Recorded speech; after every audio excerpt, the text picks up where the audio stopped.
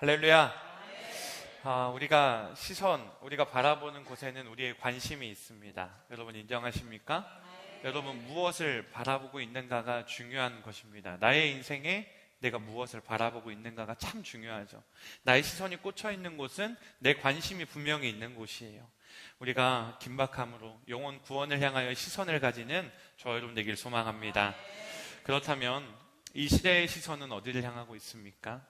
문명이 발달할수록요, 사람들은 점점 타락합니다. 풍요로운 생활을 누릴수록 더욱더 정욕적인 정욕의 노예가 되기 십상입니다. 우리는 역사를 통해 분명히 볼 수 있고 뉴스를 통하여 볼 수 있습니다. 대한민국을 들썩이게 하고 있는 뉴스는 어떤 것입니까? 전세 사기 뉴스가 있었죠. 마약 관련 뉴스가 있죠. 학교 폭력의 뉴스가 있죠. 정말 말로 꺼내기조차 어려운 소식들의 뉴스가 참 많습니다.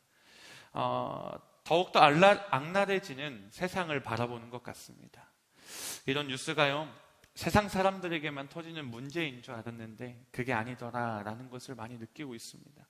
얼마 전 유명한 설교가이신 목사님이 아파트 하나 가지는 것이 이 땅의 소망이냐라는 외침을 하시는 것을 설교를 통하여 보았어요. 제가 책으로도 그 목사님 설교 참 좋아해서 많이 보고 유튜브로도 많이 들었는데 왜 저런 말씀을 하시냐 싶었어요. 근데 서울 어느 교회에 있는 담임 목사님께서 교회 공동의회와 상의해서 교회 통장에 있던 돈으로 개인 명의의 아파트를 구입한 혐의로 징역 2년형을 살게 되었어요. 이게 MBC 뉴스 9시 뉴스에 대문짝만하게 나온 것이었어요. 이런 시대입니다. 이런 소식을 들을 때마다 울분이요, 이 마음속의 울분이요, 가라앉지가 않습니다. 너무 속상하고 너무 마음이 아파서 이 뉴스가 언제 나왔냐라는 것을 좀 따지면 고난주간쯤이었어요. 고난주간에 마음이 너무 아픈 거예요.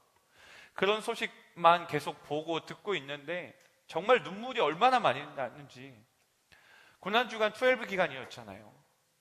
기도가 너무 힘든 거예요. 그런데 한 영상을 봤어요. 그 영상 제목이 뭐였냐? When we see Jesus in heaven. 천국에서 우리가 예수님을 볼 때라는 그 영상이었어요. 영상 10초짜리인데요. 한번 잠깐 보실까요?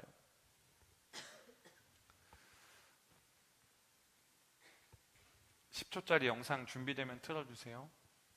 준비가 안 되었다면 그냥 넘어가도록 하겠습니다.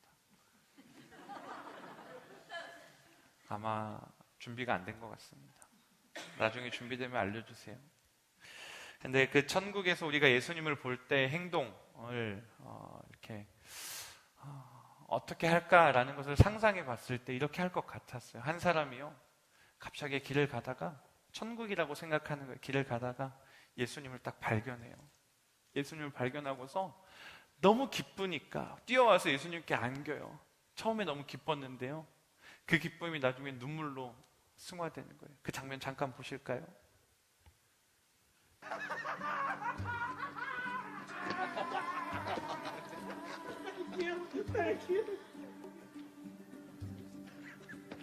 You're welcome, Mark. 이거예요. 근데 되게 웃기죠. 근데 저는 이 장면 보고 계속 울었어요.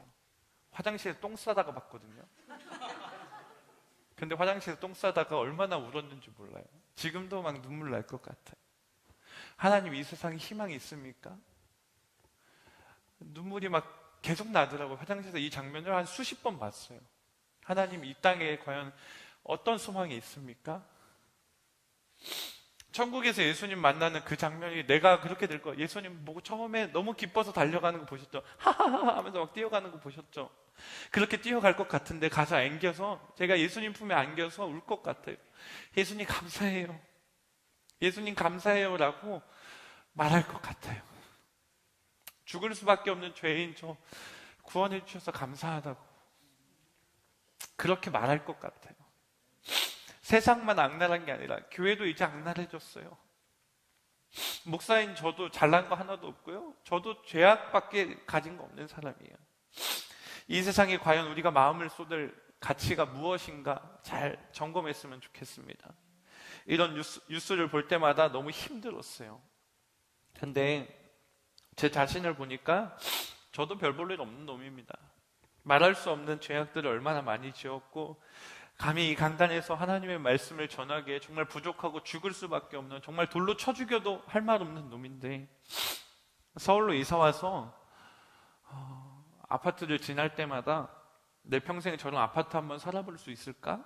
라고 상상했던 날들이 얼마나 부끄러워졌는지 모릅니다. 나도 그 목사님과 다르지 않구나. 더 나아가 이 사회는요, 그런 것만 있는 게 아니잖아요. 반사회적 인격장애가 판을 치고 있어요. 이것이 무엇입니까? 지금 다음 세대라고 말할 수 있는, MZ세대라고 말할 수 있는 저부터, 이게 30대부터 20대, 10대들 사이에서요, 반사회적 인격장애가 있어요. 그게 뭐냐면, 죄책감을 잃어버렸다라는 거예요. 죄책감이 없어요. 더 글로리라는 드라마를 통해서 보셨을 거고, 유튜브에는요, 어떤 사람은 12년 동안 학교 폭력당했다라고 이제 폭로하고, 나도 당했다라고 말하고, 근데요, 가해자들은 어떻게 하는지 아십니까? 그때는 어렸잖아 라는 이 말 한마디로 끝내려고 해요. 그냥 미안했다라는 말 한마디로 끝내려고 해요. 벨상스트라는 사람이 이런 말을 남겼어요. 사람들의 마음에 하나님을 두려워하는 것이 죽어버렸다. 그러나 새로운 두려움이 그 자리를 차지했다. 바로 모든 것을 두려워하는 공포다라고 말하죠. 사람들의 마음에 하나님을 두려워하는 마음이 사라진 거예요. 더 이상 하나님을 두려워하지 않습니다. 그렇게 되면 사람들이 얽매인 것에서 다 풀려서 자유할 줄 알았거든요. 아니에요. 자유할 줄 알았는데 아니에요. 또 다른 두려움이 그들을 올가매고 있어요. 내 몸에 무슨 심각한 문제가 생긴 게 아닌가? 빨리 죽으면 어떡하지? 내 아이에게 무슨 일이 생기면 어떡하지? 우리 가정에 원치 않는 일이 일어나면 어떡하지? 라고 생각하는 거. 온갖 공포가 우리를 누르고 있다라는 거예요. 과연 이 땅에 진정한 행복이 있습니까? 왜 우리는 이런 세상의 마음을 빼앗기고 살아가야만 합니까? 일주일 내내 세상의 모습만 연연하고 살아가고 있지 않습니까? 영생을 얻게 어떻게 해야 합니까? 라고 율법교사가 예수님을 찾아와서 질문했습니다. 예수님께 나와 묻던 율법 교사에게 예수님께서는 율법에 뭐라고 기록되어 있냐라고 되물으셨어요. 그때 그는 이렇게 대답합니다. 누가복음 10장 27절인데요. 내 마음을 다하고 목숨을 다하고 힘을 다하며 뜻을 다하여 주 너의 하나님을 사랑하고 또한 내 이웃을 내 자신과 같이 사랑하라 하였나이다 라고 대답합니다. 율법에 기록된 그 말씀 그대로 고백했어요. 근데 과연 이 말씀 그대로 살아가고 있습니까? 이 말씀 그대로 살아가고 있습니까? 율법에 기록된 하나님의 말씀의 명령대로 살아가고 있냐라고 예수님이 분명 질문하시는 거예요. 예일대학교에 교회사학자 라토렉 교수가 있습니다. 그 교수가 시대적인 교회사를 연구하던 중에 두 가지를 비교해서 봤어요. 교회가 부흥하고 성도들이 영적으로 건강하여져서 세상에 큰 영향을 끼치던 시대가 있었고요. 교회가 힘을 잃고 부패하고 있으나 마나했던 무력한 시대가 있어요. 그 두 가지가 시대에 대해서 연구를 하는데요. 있으나 마나했던 무력했던 시대는 어떤 시대인지 아십니까? 교회가 세상을 주도하지 못하는 거예요. 교회가 세상을 따라가는 거예요. 교회가 세상에 말하는 대로 좌지우지되는 거예요. 그런 시대는 교회가 점점 무력하고 넘어지고 쓰러지고 없어지는 시대였다라는 거예요. 교회는 교회로서 살아남아야 합니다. 교회는 교회만의 고유한 정체성을 가지고 있어야 된다라는 것입니다. 그것이 무엇입니까? 바로 예수 그리스도.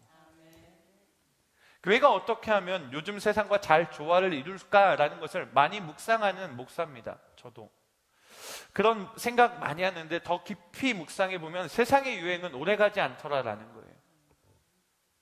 하지만 교회는 수천 년이 지나도록 유행처럼 계속 번져나갑니다. 세상의 유행은 한 세기가 지나지 않아요. 하지만 성령의 유행은요 21세기인 지금도 계속되고 있습니다. 성령의 유행은 계속돼요. 성령의 능력은 계속된다라는 거예요. 그것이 교회를 지배해야 한다라는 거예요. 그것이 바로 교회인 것입니다. 초대교회의 시작을 알리고 있는 사도행전 1장, 오늘 우리가 읽었던 이 본문은요 우리가 진정으로 마음에 두어야 할 말씀입니다. 여러분 아세요? 제가 이 본문 가지고 설교를 여기 교회에서만 3번 했습니다. 아무도 모르셨죠? 사도행전 1장 8절만 가지고 세 번째 하고 있는 것입니다. 그만큼 이 사도행전 1장의 말씀은 중요합니다.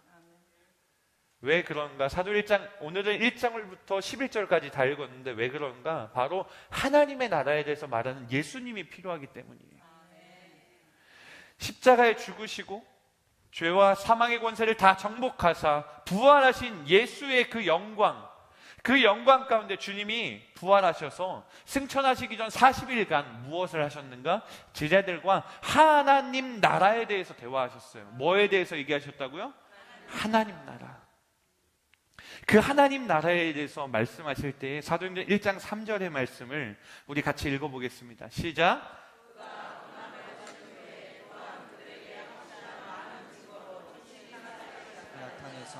40일 동안 그들에게 보이시며 하나님 나라의 일을 말씀하시니라. 할렐루야. 하나님 나라의 일을 40일간 말씀하셨다라는 거예요. 다른 거 아니고요. 하나님 나라. 예수님의 주된 관심사, 대화의 주제는 무엇이었냐? 그가 영원토록 다스리실 하나님 나라였다라는 것입니다. 예수님은 그 나라에 대해서만 말씀하셨어요. 세상 나라에 대해서 얘기하지 않으셨어요. 세상 나라에서 얘기하실 때는 점령하라, 내 증인이 되라 라고만 말씀하셨어요.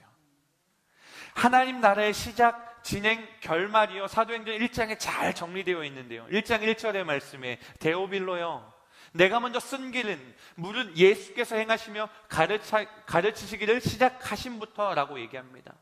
이렇게 하나님의 나라는요, 예수님께서 이 땅에 오셔서 회개하라, 하나님 나라가 가까워졌느니라 라는 그 말씀을 외치며 가르치실 때부터 시작되었다라는 거예요. 이 하나님 나라는 어떻게 진행되고 전개되어 가는가? 1장 8절에 오직 성령이 너희에게 임하시면, 우리가 이거는 외우잖아요.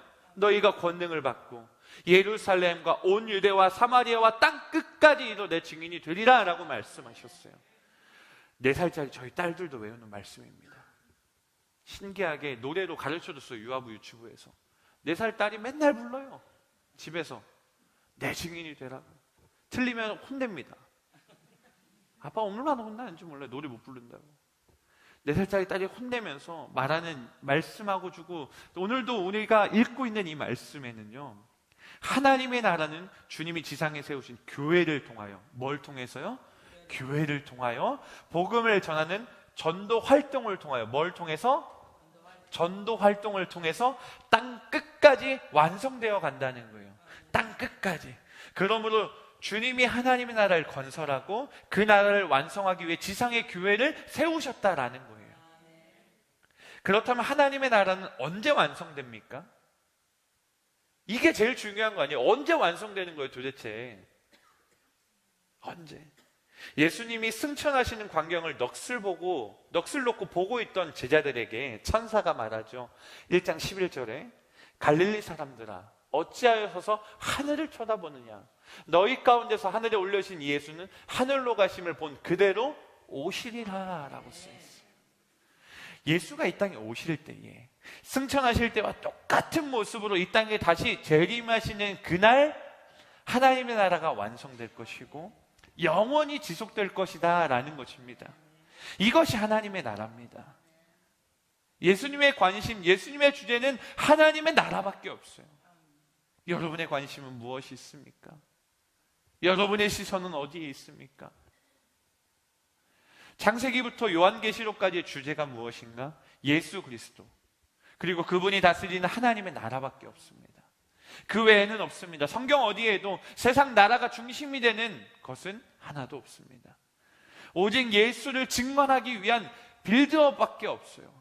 한 단계 스텝 걸어오면 결국 예수밖에 없다라는 거예요. 그것이 바로 오늘 우리가 가장 소중히 여겨야 하는 이 성경책 안에 있다라는 것입니다. 사도행전은 예루살렘에서 처음으로 하나님의 백성이 된 사람들의 수가 120명이라고 기록하고 있지요. 그 120명을 통하여서 예수 믿고 하나님의 백성이 된 사람들이 점점 불어나고 있어요. 사도행전 9장 31절쯤 가면 이렇게 기록되고 있습니다. 수가 더 많아지고, 수가 계속 많아지는 거예요. 어떤 수가? 하나님 믿는 사람의 수, 예수를 그리스도라고 고백하는 사람의 수가 계속 많아지고 있다는 거예요. 국경을 넘어서 안디옥과 그 당시 터키, 튀르키예, 그리고 이고니온, 마침내 로마 제국의 수도였던 로마까지 복음이 전파되어서 지금은 로마의 성당이 어마어마하게 크게 있죠. 그것이 그때 당시의 교회였습니다. 바울은 군인, 천인, 귀족, 노예, 헬라인, 로마인, 유대인 할 것 없이 모두에게 하나님의 나라를 전했습니다. 그가 그렇게 될 수 있었던 이유가 무엇입니까? 예수를 증거했기 때문이에요. 다른 거 아니에요. 예수의 이름으로 나갔기 때문이에요. 사도행전에 나오는 모든 사람들의 관심과 마음은 온통 하나님의 나라에 있었어요. 그들은요, 건강 걱정, 자식 걱정, 물질 걱정 때문에 매일매일 근심에 빠져 살지 않았다라는 거예요. 베드로도 결혼해서 아내가 있었어요. 자식이 있었겠죠. 성경에는 근데 그가 가족들을 걱정하느라 시간을 보냈다라는 기록이 하나도 없어요. 그들의 관심은 오직 하나님 나라였어요. 물론 가정을 뒤로하고 하나님 나라만을 위해 살아라 이건 아니죠. 요즘 제가 보고 있는 더 CHOSEN, 초센인가요? 근데 초이스에 EN이라고 이렇게 붙어 있어서 초이스엔 이렇게 하는 것 같은데 드라마를 보고 있어요. 그게 성경을 기반으로 한 무료 드라마를 볼 수 있는 어플이 있어서 그걸 보고 있는데, 거기 보니까 베드로가요, 안식일에도 나가서 어부 일을 하고 그래요. 그만큼 가족을 먹여 살리기 위해서 열심히 살았다라는 것을 그곳에서 많은 성서 유적을 보면서 그 사람들이 만들었다라고 하더라고요. 그러다가 많이 혼나죠. 안식일날 그렇게 하니까 혼나죠. 잡혀가기도 하고 하죠. 근데 베드로가 그만큼 가족에도 열심히였는데 나중에 보면 성령 충만하여 그가 무엇을 하는가? 균형을 잘 지키고 하나님의 나라를 위하여서 하나님의 나라만 바라보며 살아가기도 한다라는 거예요. 그렇게 살아갈 때 하나님께서 그의 가정에 복 주시는 이야기, 그의 인생을 사용하시는 이야기, 그가 하나님 나라의 귀한 일꾼이 되는 이야기가 증거되더라라는 거예요. 그러니까 우리가 해야 되는 게 무엇인가? 가정, 아내, 남편, 직장인 다 열심히 하되 하나님의 나라를 위하여서 먼저 그의 나라와 그의 의를 구하는 모습이 나에게 시작되어야 된다라는 거예요. 하나님 나라와 그분의 의를 구하는데 마음을 쏟은 거, 그게 우리에게 시작되어야 된다라는 거예요. 그렇게 살다 보니까 핍박도 당하죠. 때로는 생명을 빼앗기지요. 스데반은요, 돌에 맞아 죽었지요. 그럼에도 그들의 마음에는 기쁨이 있었잖아요. 그걸 당연히 여겼잖아요. 왜 그래요? 하나님의 나라를 위해 살았다라는 거예요. 삶의 목적이 달랐기 때문이에요. 살아도 주를 위해, 죽어도 주를 위해 사는 것이었다라는 거예요. 하나님의 나라를 위해 세상에 사는 사람이기를 원했지, 세상 나라를 위해 하나님의 나라를 이용하는 사람이 아니었다라는 거예요. 오늘 주일 예배 때 담임 목사님 그런 말씀하시지 않았어요? 돈을 버는 목적, 우리 부자 돼서 남을 주기 위해 부자가 되자, 남을 주기 위해 부자가 되자, 이런 말씀하셨잖아요. 그런 목표가 있어야 되지 않겠어요?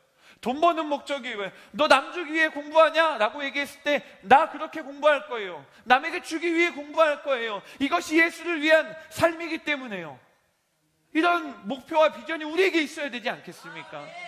우리 그런 원대한 목표가 있어야죠. 하나님의 나라를 위해서. 사도행전의 교회의 성도들이요, 온 물건을 통용하고 자기 세상을 내놓았잖아요.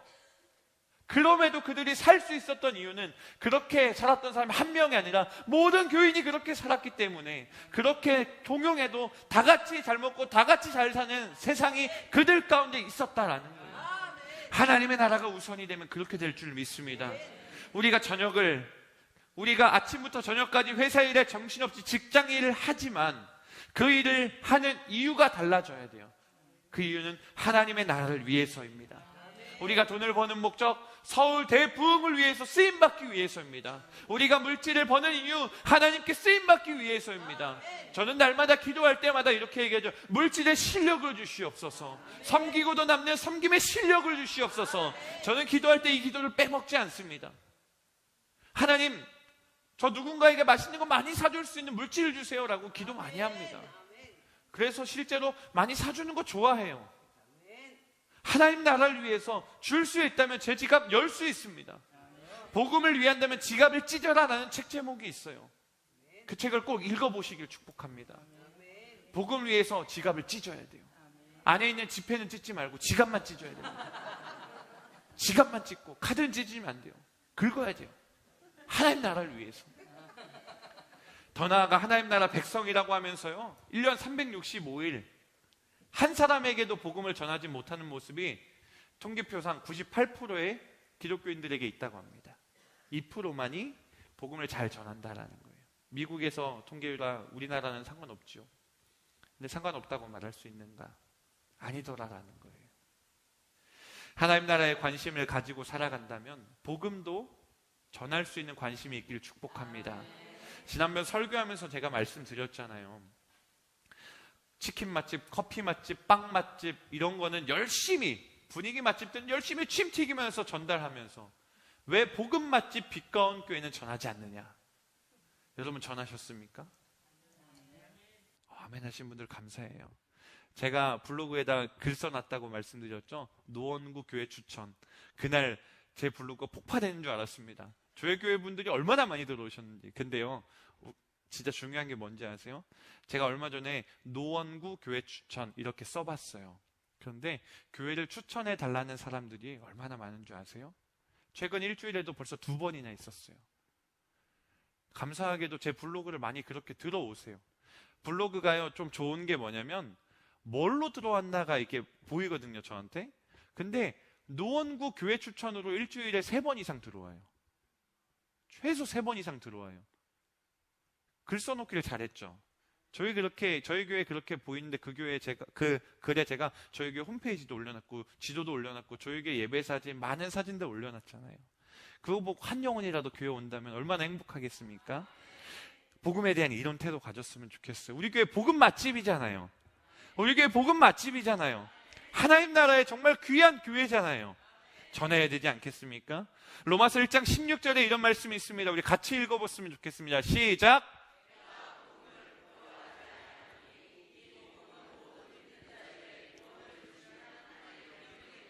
할렐루야! 복음을 부끄러워하지 아니하노니 이 복음은 모든 믿는 자에게 구원을 주시는 하나님의 능력이 됩니다. 할렐루야! 복음을 부끄러워하지 맙시다. 전합시다. 예수님은 우리에게 하나님 나라에 대해 말씀하시면서 3가지 선물 주셨어요. 첫 번째 무엇이냐? 예수의 이름입니다. 사도행전 1장 8절 아까 우리 같이 읽었죠. 다 외우실 수 있으시죠? 근데 띄워주셨네요. 읽어볼까요? 시작!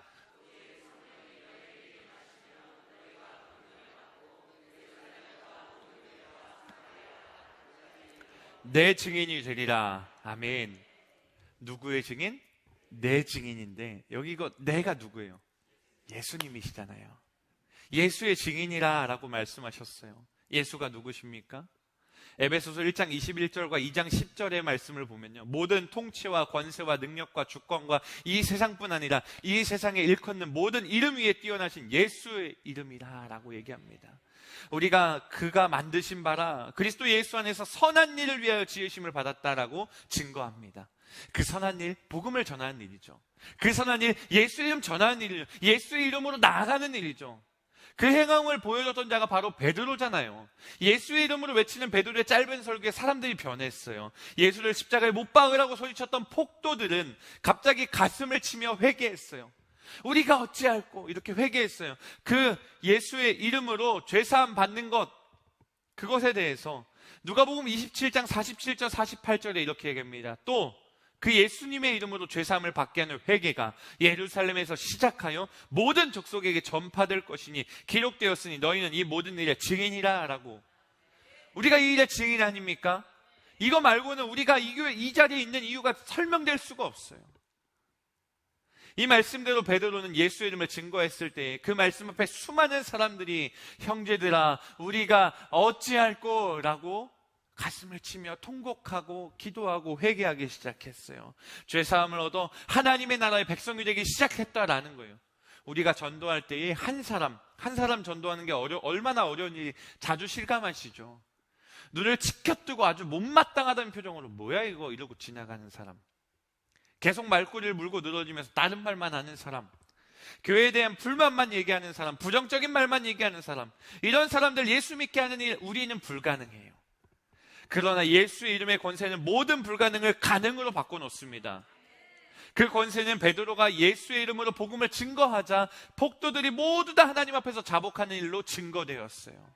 그만큼 대단한 것입니다. 베드로가 예수의 이름으로 담대하게 일어나 걸어라고 말했을 때에 못 걷게 된 사람, 태어날 때부터 걸을 수 없었던 그 사람이 일어나 걷고 뛰게 된 사건에 대해서 베드로는 이렇게 표현합니다. 사도행전 4장 10절, 너희와 모든 이스라엘 백성들 알아라. 너희가 십자가에 못 박고 하나님이 죽은 자 가운데서 살리신 나사렛 예수 그리스도의 이름으로, 뭘로요? 나사렛 예수 그리스도의 이름으로 이 사람이 건강하게 되어 너희 앞에 섰느니라. 이 사람이 건강하게 된 이유는 단 하나라는 거예요. 예수의 이름으로. 예수의 이름에 이런 권세가 있습니다. 실제로요, 스탠리 존스라는 선교사님이 계세요. 인도 선교에 큰 발자취를 남기신 선교사님입니다. 평생을 인도에서 복음을 전하셨는데 89세에 그만 뇌일혈, 그때 당시에 뇌일혈이라고 했는데 요즘은 뇌졸증이라고 부릅니다.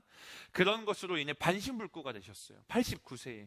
주변에 선교사님과 함께하던 분들이 선교사님은 안 갈 거야 라고 표현하지만 강제로 보스턴의 병원에 입원시켜버렸어요. 노년에 인도 땅에서 치료도 못 받고 돌아가시면 안 됩니다 라고 인도에 있던 분을 보스턴으로 옮겨버렸어요. 선교사님이 자신이 치료하러 들어온 의사분들, 간호사분들에게 뭐라고 부탁했는지 아십니까?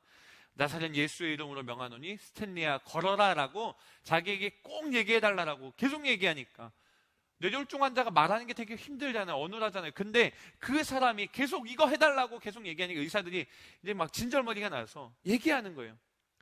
의사분들이, 간호사분들이 외치기 시작해요. 그때마다 선교사님이 뭐라고 얘기했냐? 아멘 했어요. 예수 그리스도의 이름으로 명하노니 스탠리야 걸어라. 일어나 걸어라. 스탠리 선교사님은 그냥 아멘, 아멘, 아멘 하니까 어떤 일이 일어났는지 아십니까? 6개월 만에 병상을 박차고 일어나셨어요. 89세에 입원하셨던 분이 90세의 나이에 다시 선교하러 인도로 가셨어요. 예수의 이름의 권능과 권세와 영광을 믿는 믿음의 기적을 나타낸 일이지요. 예수의 이름의 권능을 믿지 않는 사람은 결단코 경험할 수 없는 일입니다. 예수님은요, 가서 복음을 전하기 위해 그 선교사님을 다시 일으켜 세우신 거예요. 예수의 이름으로 하나님의 나라를 이름을 위해 일하시는 저와 여러분 되기를 소망합니다. 우리의 이름을 갖는 거 아니요, 교회 이름 아니요, 교회 목사님 이름 아니요, 예수의 이름으로 나아가길 소망합니다. 내 이름 곧 예수의 이름으로 가라 라고 전하셨기에 그 이름의 능력을 경험하지 못하는 사람이 많이 있지요. 이제 경험해야만 한다라는 거예요. 경험합시다. 경험합시다. 숨겨놓지 마십시오. 예수의 이름을 왜 숨겨놓습니까? 뭐해 먹으려고요? 숨겨놓지 마세요. 예수의 이름으로 나아가셔야 돼요. 이 이름으로 나아가 하나님의 나라를 향한 시선을 가지길 소망합니다. 예수님의 두 번째 선물은요, 성령이었어요. 오직 성령이 너에게 임하시면 너희가 권능을 받고 라고 말씀하시죠. 성령은 분명히 우리에게 오셨습니다. 분명히 우리에게 오셨습니다. 우리 안에 계십니다. 그렇기 때문에 우리가 예수를 믿는 거예요. 성령이 아니고는 예수를 주라 고백할 수 없습니다. 이것을 믿는다면 저는 전도 못해요 라고 말하면 안 돼요. 성령은 우리 안에 거하시는데 그 능력을 의지하지 않는다? 성령의 말씀에 순종하지 않는다? 그러면 전도할 수 없죠. 근데 우리 안에 성령이 계시고 성령은 우리의 내주하사 우리의 길을 인도하시고 항상 우리에게 속삭이시잖아요. 그분의 음성에 순종해야죠. 이웃을 엘리베이터에서 만났을 때, 이웃을 눈앞에서 만났을 때 같이 어색하게 계속 걸어가야 하는 때가 있어요. 그때에 고뇌합니다. 인사를 할까? 먼저 고뇌하죠. 인사는 어색하게 안녕하세요, 안녕하세요 이렇게 인사했어요. 그러고 나서 성령의 갑자기 말씀이 들려요. 복음을 전해야 되는데 복음을 전해라, 복음을 전해라. 그 음성 들린 적 있으시잖아요. 특별히 전도철 4월 한 달간 430 새생명 행복축제를 위해 기도하고 있는 이 시기에 여러분 이웃을 만났을 때 이 심령이 한 번도 들지 않으셨을까요? 아니요, 한 번 이상 드셨어요. 예수 믿는지 물어볼까? 교회 다니시는지 물어볼까? 그것이 바로 성령의 음성입니다. 예수 믿으라고 말 한마디만 해, 내가 일할게 라고 분명히 성령은 속삭이는데 아유 괜히 말 꺼냈다가 무한당할 거야, 도망가잖아요. 그런 순간 엘리베이터 땡 1층 하고 안녕히 계세요 하고 그렇게 되는 게 많잖아요. 이제 무장하셔야 돼요. 성령으로. 일상생활 속에 우리 전기 없이 살아갈 수 있습니까? 전기 없이 살 수 없는 시대 사시죠? 발전소에서 각 가정까지 전기가 잘 전달되어서 우리가 사는 거예요. 그래서 전기를 쓰는 거예요. 근데 그 발전소가 아무리 크면 뭐합니까? 아무리 위대한 양, 엄청난 양의 전기를 가지고 있으면 뭐합니까? 가정에서 스위치 하나 탁 안 켜면 못 쓰는 거예요. 성령의 음성도 마찬가지예요. 성령의 능력이 아무리 위대하고 우리에게 내주하면 뭐합니까? 내가 그 음성에 순종하지 않아 성령의 스위치를 안 켜는데, 성령의 스위치를 켜셔야죠. 우리가 순종해야죠. 켜기만 하면 불 켜지는데, 켜기만 하면 역사하는데, 불만 누르면 성령께서 일하실 것인데, 우리는 씨앗만 뿌리고 하나님께서 양분 주시고 다 키워주고 열매 맺게 하실 것인데 우리가 안 할 때가 많다라는 거예요. 성령은 우리 안에 거하십니다. 교회에 계십니다. 그렇기에 우리는 순종의 스위치를 켜야 되는 거예요. 복음을 전할 수 있어야 되는 것입니다. 베드로가 3,000명 전도했다고 말하죠. 성경에 기록되어 있죠. 그럼 우린 못할 게 뭐가 있습니까? 우리 교회도 10,000명, 100,000명, 100,000명 다 할 수 있는 거예요. 한 사람이 변화되면 그 한 사람을 말미암아 또 전도자가 생기고 또 전도자가 생기고 전국으로 전 세계로 퍼져나가면 그 사람을 통하여서 우리 교회가 100,000명을 전도하는 시대가 열리는 거예요. 전도됩니다. 전도합니다. 1,000명 화이팅 외치면서 우리가 성령의 음성에 순종해야 된다라는 것입니다. 성령의 음성에 순종하면 부흥의 통로로 쓰임받는 것입니다. 성령의 음성에 순종하면 우리 교회가 서울 대붕을 일으킬 수 있는 것입니다. 마지막 세 번째, 예수님께서 우리에게 주신 선물은 무엇인가? 하나님 나라의 꿈과 환상인 거예요. 첫 번째가 뭐였죠? 예수의 이름. 두 번째가 뭐였죠? 성령. 세 번째가 뭐였죠? 이제 세 번째 얘기할 거예요. 하나님 나라의 꿈과 환상. 사도행전 2장 17절에는요 이런 말씀이 있어요.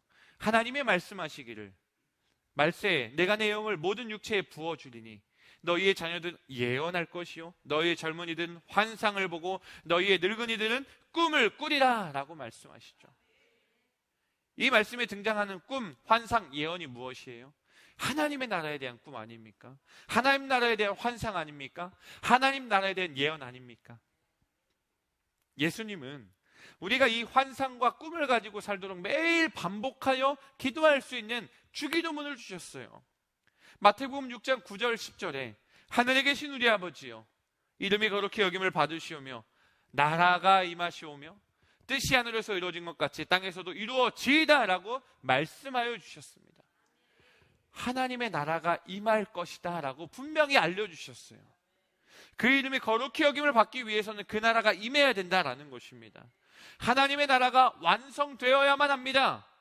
그럴 때 주님의 뜻이 이 땅 위에 임하기 때문입니다. 하나님의 나라와 권세와 영광이 아버지께 영원히 있게 될 것이기 때문입니다. 과연 우리의 마음에 하나님의 나라에 대한 꿈과 환상이 있습니까? 꿈과 환상 생각하면 에버랜드밖에 생각이 안 나는 이 서울 시민 여러분, 꿈과 환상의 나라 하면 자꾸 에버랜드가 너무 광고를 잘했어요. 정말 이런 PPL 우리도 해야 되겠어요. 꿈과 환상의 나라는 하나님의 나라다. 우리 이런 광고 우리가 베껴서 쓰면 얼마나 좋겠습니까? 정말 기가 막히게 머릿속에서 잊혀지지 않잖아요. 근데 우리 잘 생각해요. 하나님의 말씀에 먼저 얘기하셨는데 우리가 뺏긴 거예요. 에버랜드한테 뺏겨서 되겠어요. 하나님의 나라, 광고에 대한 우리가 이 지분을 가져와야 되겠어. 꿈과 환상의 나라는 에버랜드가 아니라 하나님의 나라입니다. 세상 사람들이 부러워하는 것 마찬가지. 좋은 집, 경제적인 윤택함, 부자? 아니요. 하나님의 나라. 로마서 8장 5절에 이것에 대해 기록되어 있습니다. 육신을 따르는 자는 육신의 일을, 영을 따르는 자는 영의 일을 생각하나니. 우리가 무엇을 생각하고 살아가고 있습니까? 나의 시선은 어디에 있습니까? 하나님의 나라에 있었으면 좋겠어요. 영의 일을 생각하는 우리가 되었으면 좋겠어요. 영의 일이란 하나님의 나라의 환상을 이야기하는 것이죠. 이 환상을 가지고 있다면 우리는 성령의 사람입니다. 엊그제죠. 점심 식사하는데 어떠한 한 분이 이런 고백하셨어요. 아내분이 몸이 많이 안 좋으신데도요, 매일 전도하고 매일 전도지 작업하러 나오시고 그렇게 매일 나오시더라고요. 일주일 내내. 그런데 어느 날 정기검진 날이 있었대요. 근데 그 정기검진 날에 검진을 하고 왔는데 이제 몸의 수치들이 거의 정상이 되었다라고 말씀하시더라고요. 치료를 오랜 기간 하고 있고 아직도 계속하고 계시고 전도 축제 끝나면 다시 그 치료를 위해 전념하려고 하시는데 그 가운데 정상 수치를 받은 거예요. 얼마나 은혜롭던지. 근데 그분이 이렇게 아내분과 이런 교제를 고백하셨다라고 얘기해요. 우리가 하나님의 일을 하는데, 우리가 더 큰 일을 하고 있는데 우리 육체 아픈 거에 집중하지 말자. 하나님의 일을 하면 하나님이 데려가시든지 치유하시든지 하시겠지. 하나님의 일을 하면 하나님이 다 해결해 주실 거 아니에요, 목사님? 저희 이렇게 되묻는데 제가 감히 아멘을 못하고 그렇죠. 감히 아멘을 못했어요. 그렇죠. 그럴 것 같아요. 라고 말했어요. 그분의 위대한 그 간증. 목사님, 제가 너무 부끄러웠습니다. 하나님 나라에 대한 꿈과 환상이 내가 아직 거기까지 다다르지 못했구나. C.S. 루이스의 메시지가 생각났습니다. C.S. 루이스가 이렇게 얘기했어요. 하늘을 겨냥하라. 그리하면 땅은 덤으로 얻게 될 것이다. 땅을 겨냥하라. 그리하면 어느 것도 얻지 못할 것이다. C.S. 루이스라는 위대한 사람이 얘기한 건데, 내가 이 메시지를 잊고 살았더라라는 것이에요. 우리 하늘을 겨냥해야 되지 않겠습니까? 이것은 진리입니다. 하나님의 나라는 천국 소망을 가진 자들의 나라입니다. 천국 소망으로 사는 사람은 세상도 얻습니다. 그러나 하나님의 나라를 잃은 사람은 세상도 다 잃습니다. 그렇기 때문에 먼저 그의 나라와 의를 위해 살아가는 것이죠. 하나님의 나라를 위해 예수님께서는 제자들에게, 그리고 이 성경을 읽는 우리에게 세 가지의 선물을 주셨다고 말씀드렸습니다. 예수의 이름, 성령의 능력, 하나님 나라의 꿈과 환상. 우리에게 선물로 주신 이 세 가지를 붙들고 기도하여 복음을 자랑하시길 소망합니다.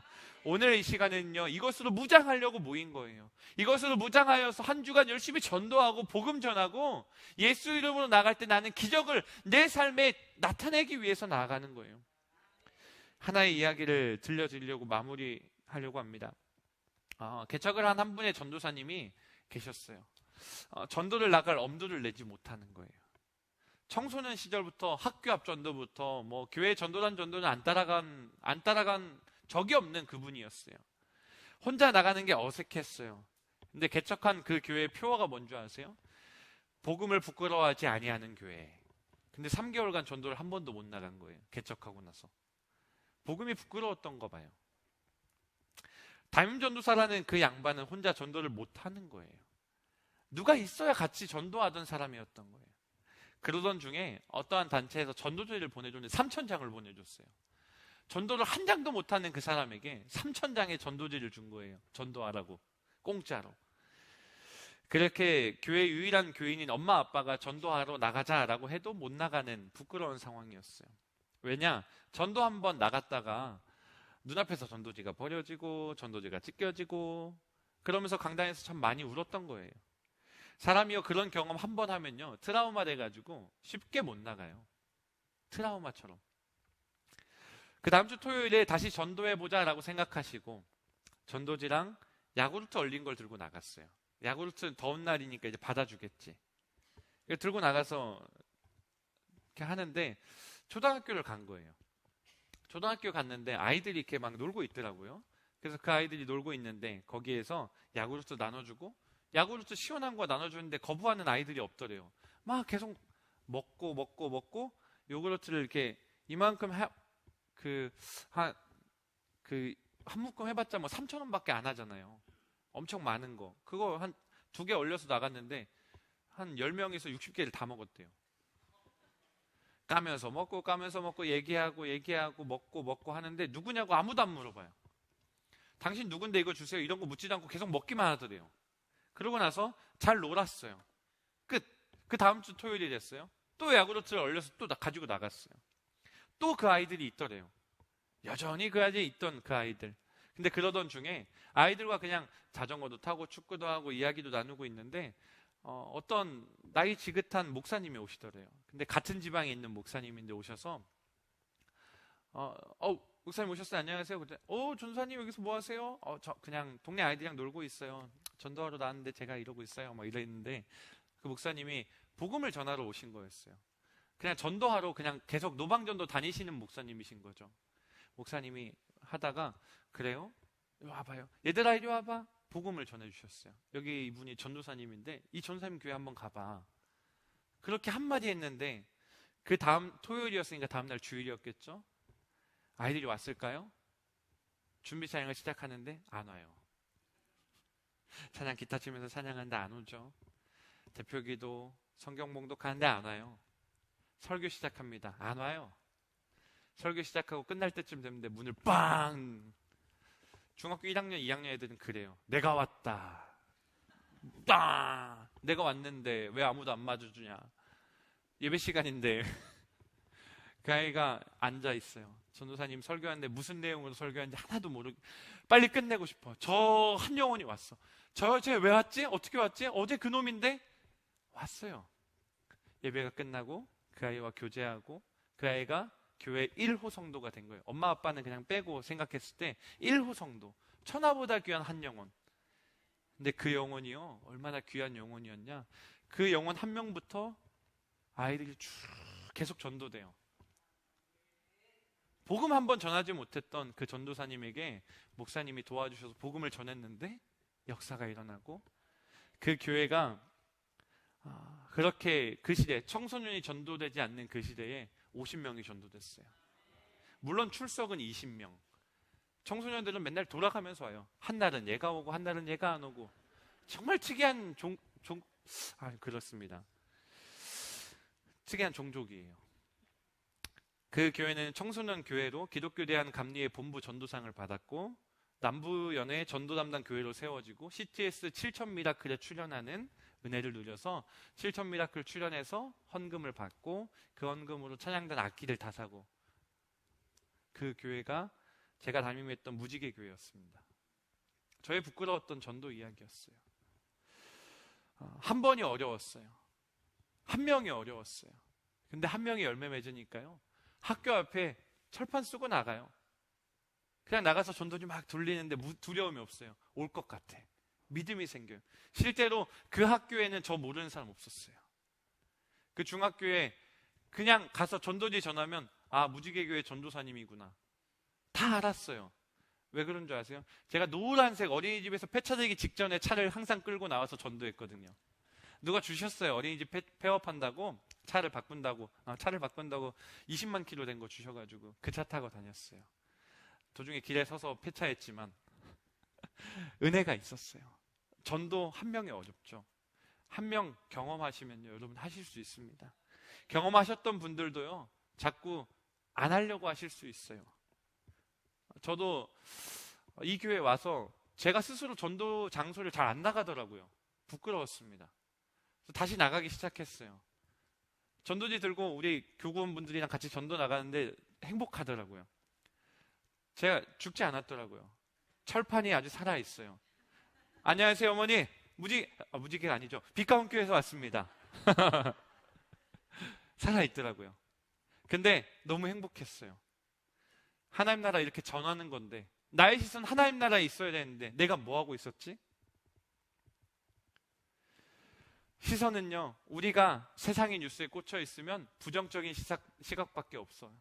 그런데 우리가 하나님 나라에 꽂혀 있으면, 하나님의 말씀에 꽂혀 있으면요, 우리의 관심이 영혼에게 꽂히게 되고 그 영혼에게 복음을 전하게 되고 하늘 소망으로 옮겨지는 거예요.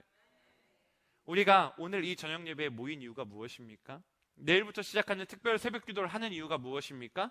하나님의 나라의 일을 사모하기 위해서예요. 호련히 하늘로부터 급하고 강한 바람 같은 소리가 우리에게 성령의 능력으로 임하기를 소망합니다. 오늘 이 시간에 기도할 때에, 내일부터 시작되는 특별 새벽 기도회 가운데 우리가 기도할 때에 사도행전 2장 2절부터 4절의 말씀에 이런 말씀이 있어요. 잘 보세요. 호련히 하늘로부터, 어디로부터요? 하늘로부터 급하고 강한 바람 같은 소리가 있어서 그들이 앉은 온 집에 가득했어요. 마치 불의 혀처럼 갈라지는 것들이 그들에게 보이기 시작하고요. 누구에게 임하는가? 각 사람 위에 하나씩 임하였대요. 어떤 사람에게만 임하는 게 아니에요. 각 사람 위에 하나씩 다 임하는 거예요. 우리가 그 한 사람이 되기를 원합니다. 우리 머리 위에 성령이 임하기를 원합니다. 그 성령의 능력으로 성령 충만함을 받고 성령의 말하게 하심을 따라, 어떻게 따라? 성령이 말하게 하시는 따라. 내가 말하는 거 아니고요, 내 머리가 말하는 거 아니고요, 성령이 말하게 하심을 따라 나아가는 거예요. 그때의 베드로와 같은 한 사람이 되는 것입니다. 그때 하나님의 나라를 위해 한 일꾼이 되는 것입니다. 각 사람 위에 하나씩 오늘 임하기를 소망합니다. 무엇이요? 성령이요. 무엇이요? 성령이요. 그때 우리의 시선은요, 세상이 아니라 하나님의 나라가 될 줄로 믿습니다. 땅의 문이 열리면 살고, 하늘의 문이 열리면 살고, 땅의 문이 열리면 죽습니다. C.S. 루이스가 말했죠. 하늘을 겨냥하여라 라고 말하였어요. 그러면 땅을 덤으로 얻게 될 것이다. 우리가 하늘을 겨냥하며 살아갈 때에 하나님께서 이 땅 서울대부흥을 우리에게 주실 줄로 믿습니다. 우리가 바라봐야 하는 것은 하나님의 나라 하늘 소망입니다. 그 소망을 위해 기도로 무장하기를 소망합니다. 우리 오늘 찬양할 때에 우리 오늘 눈물로 우리 함께 보리라 그 찬양 함께 했으면 그날이 오늘 임하기를, 오늘 이 찬양의 가사의 그날 4월 30일이 되길 소망합니다. 우리 오늘 눈물로 그 찬양을 잘 고백했으면 좋겠어요. 우리가 오늘 눈물로 하나님의 씨앗을 심는 거예요. 오늘부터 내 안에 성령의 열매를 사모하면서 하나님의 말씀에 씨앗을 심고, 꿈꿀 수 없어 무너졌던 그 가슴에 하나님의 푸른 꿈이 다시 돋아나길 소망합니다. 세상을 바라보면 힘들어요. 세상에 기독교를, 교회를 욕하는 뉴스를 바라보면 힘들어요. 너무 힘들어서 눈물밖에 나지 않아요. 근데요, 우리는 우리의 무너진 가슴에는요, 하나님을 바라볼 수 있는 믿음이 있어요. 그렇기 때문에 그것을 바라보는 거예요. 우리 함께 땀 흘려서 소망의 길을 만들기를 소망합니다. 내일로 가는 길을 찾지 못했던 우리가요, 노래하며 달려갈 그 길이 되기를 소망합니다. 그날 우리 보기를 소망합니다. 함께 찬양합시다.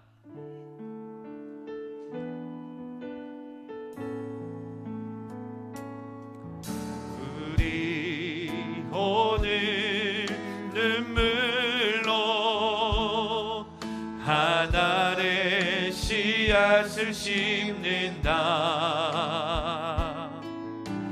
꿈꿀 수 없어 무너진 가슴에 저들의 푸른 꿈 다시 돋아나도록 우리 함께 땀 흘려 소망의 길을 만든다. 내일로 가는 길을 찾지 못했던 저들 노래하며 달려갈 그 길, 그날에 우리 볼 것입니다. 그날에 우리 보리라. 새벽 안스 같은 저들 일어나 뜨거운 가슴 사랑의 손으로 이 땅 치유하며 행진할 때 오래 황폐하였던 이 땅 어디서나 순결한 꽃들 피어나고 푸른 의의 나무가 가득한 세상 우리 함께 그날에 우리 보리라. 그날에 우리 보리라. 새벽 이슬 같은 저들 일어나 뜨거운 가슴 사랑의 손으로 이 땅 치유하며 행진할 때 오래 황폐하였던 이 땅 어디서나 순결한 꽃들 피어나고 푸른 의의 나무가 가득한 세상 우리 함께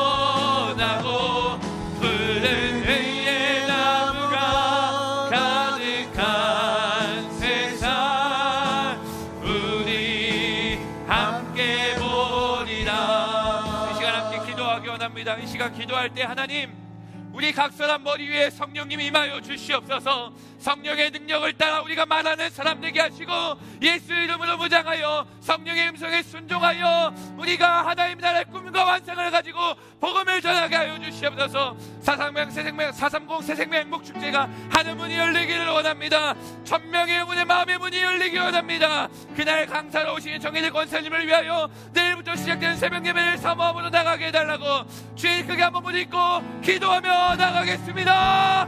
주여, 하나님 아바라바라라라스카라라, 성령님 각 사람 머리 위에 임하여 주시옵소서. 우리 여가 임하기 원합니다. 아버지 주여, 아바라라바라라라스카라라, 주여, 아바라라바라바라라라, 주여, 주여 임하게 하여 주시옵소서. 임하게 하여 주시옵소서. 임하게 하여 주시옵소서. 하나님 아바라바라바라라라라, 주여, 하늘을 겨냥하기 원합니다. 우리가 하나님 나라를 바라보며 나갈 때 영원 구원을 향한 시선이 있게 하여 주시옵소서. 시선을 세상에 보면 아버지 우리의 마음이 무너지고 또 무너집니다. 우리의 정욕으로 살아가는 것이 아니라 성령의 능력으로 살아가게 하여 주시옵소서. 성령의 능력으로 하늘로부터 급하고 강한 바람 같은 소리가 우리의 성령의 능력이 각 사람 머리 위에 임하여 주시옵소서. 머리 위에 임하여 주시옵소서. 하나님 아버지, 우리가 그 사명을 감당하기 원합니다. 우리에게 그 사명 감당함을 주시옵소서. 오 주여, 바라라바라라라스카라라, 주여, 바라라바라바라라라라, 각 사람 머리 위에 한 사람 한 사람 머리 위에 다 임하여 주시옵소서. 다 임하여 주시옵소서. 하나님, 하나님, 누군가 한 사람에게 임하는 것이 아닙니다. 우리가 그 성령을 사모하오니, 성령의 능력을 사모하오니 아버지여 역사하여 주시옵소서. 아버지여 축복하여 주시옵소서. 우리에게 그 믿음이 있기 원합니다. 우리에게 그 축복이 있기 원합니다. 아버지, 우리에게 허락하신 새 생명들이 일어나기 원하오니 아버지여 역사하여 주셔서, 아버지여 우리에게 성령의 능력 주셔서 예수의 이름으로 나가기 원합니다. 예수의 이름으로 나가기 원합니다. 예수의 이름으로, 예수의 이름으로 우리가 전진한 땅에 아버지, 주님 감사합니다. 주님 감사합니다. 주님 감사합니다. 하나님 하나님 아버지 마여 주시옵소서. 우리에게 그 사모함으로 기도하며 나가게 하셨소. 아버지, 우리에게 더욱더 기도함으로